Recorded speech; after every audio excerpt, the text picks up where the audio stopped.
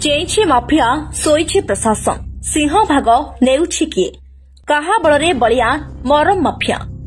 कुकुड़ाखंडी block अंतर्गत आंकुशपुर Takshashila school पछपटे दिन 2 प्रहर एभली बेआईनी कार्य प्रशासन देउछि। प्रशासन एते अनुकंपा देखाई हेबा पछरे कौन सही मधुचंदिका। दिन 2 प्रहर चली मरम लुट अभियोग सत्ते प्रशासन चुप। तेबे देखंतु एही भिजुआल केमिति चली जेसी मेसिन। बेधड़क दिन 2 प्रहर चली मरम चोराचला।